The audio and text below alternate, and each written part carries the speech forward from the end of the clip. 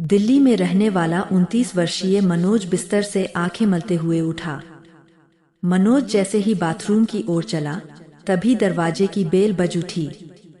मनोज अपनी आंखों का कीचड़ साफ करते हुए मन ही मन बड़बड़ाते हुए कहने लगा, न जाने सुबह सुबह कौन बेल बजा रहा है। इतनी सुबह तो किसी के आने का मतलब ही नहीं बनता। दरवाजा खोला तो सामने एक डिलीवरी बॉय खड़ा था। उसके पास एक बड़ा सा पैकेट था। उसने मनोज के हाथों में पैकेट थमाते हुए शांतिपूर्वक कहा, इस पैकेट पर काव्य नाम लिखा है।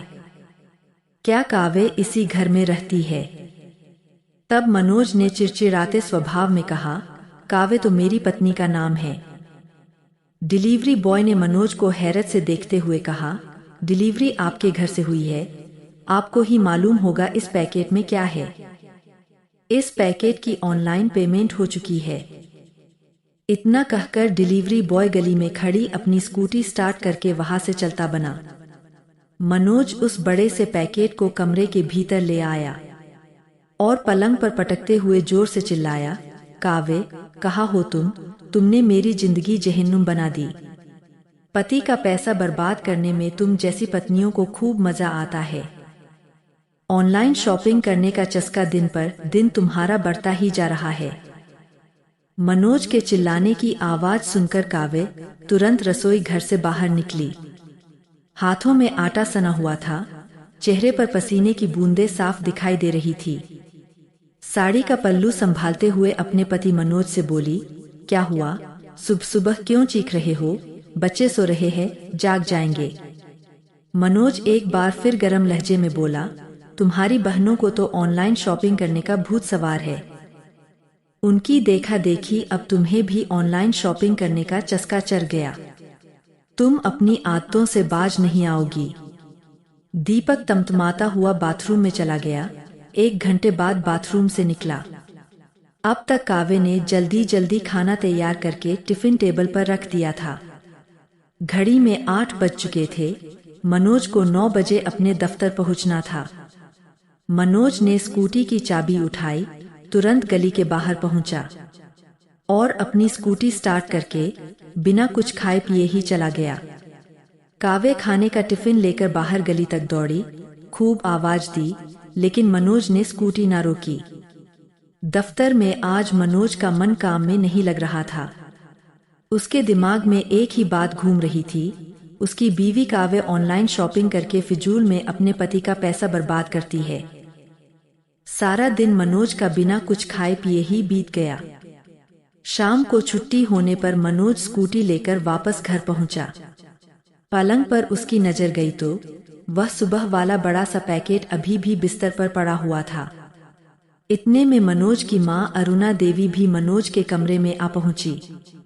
मां ने मनोज से पूछा, इस पैकेट में क्या है? तब मनोज ने उस पैकेट को खोला तो उसमें एक जोड़ी जुराब दिखाई दी। मनोज को याद आया, कुछ दिन पहले उसकी जुराब फट चुकी थी, किंतु समय न मिलने के कारण वह मार्केट नहीं जा पाया था। मनोज ने पैकेट को और खंगाला तो उसमें एक लिफाफे में किताब थी।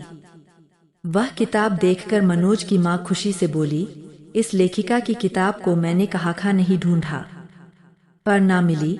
परसों ही मैंने काव्य को इस किताब का जिक्र किया था और उसने मेरे लिए ऑनलाइन किताब मंगवा दी। पैकेट के भीतर एक नीले रंग की टोपी दिखाई थी। अरुणा देवी ने टोपी उठाते हुए कहा, तेरे बाबूजी तुझसे कितनी बार कह चुके थे कि गर्मी शुरू हो चुकी है, बाहर निकलने पर नंगे सर में धूप लगती है, इसलिए एक नीले रंग की टोपी खरीद कर ले आ, मगर तूने कई बार अनसुनी कर दी। चलो अच्छा हुआ, बहू ने ऑनलाइन से इन जरूरत की चीजों को घर बैठे ही मंगवा लिया। अरुणा देवी ने सब चीजों को देखकर हिसाब लगाया, 900 रुपयों का सामान होगा। पलंग पर ही काव्य का मोबाइल पड़ा हुआ था। मनोज ने मोबाइल चेक किया तो सुबह 7 बजे डिलीवरी बॉय से ऑनलाइन मंगवाया गया सामान की कीमत केवल 350 रुपये थी। तब अरुणा देवी ने अपने बेटे मनोज को बताया, पहले एक एक सामान के लिए दुकानों दुकान भटकना पड़ता था। दुकानदार हर एक सामान की कीमत बढ़ा चढ़ाकर बताते थे। जब से ऑनलाइन शॉपिंग का सिस्टम शुरू हुआ है, कम दामों में ही हमें घर बैठे जरूरत की चीजें मिल जाती है। बाहर मार्केट में जो सामान 2,000 रुपए का है, वही सामान ऑनलाइन शॉपिंग में 1,500 रुपए का मिल जाता है। आजकल की पढ़ी लिखी काव्य जैसी महिलाएं परिवार चलाने में और 2 पैसे जोड़ने में सबसे आगे है। मनोज ने इधर उधर नजर दौड़ाई, फिर छत पर पहुंचा तो देखा काव्य ऊपर वाले कमरे में बच्चों को ट्यूशन पढ़ा रही थी। मनोज तुरंत काव्य के पास बैठते हुए बोला, आज सुबह जो मैंने तुम्हारे साथ बुरा बर्ताव किया, उसके लिए क्षमा मांगता हूँ। मेरी समझ में आ चुका है, पत्नियां हमेशा गलत नहीं होती और ना ही ऑनलाइन शॉपिंग।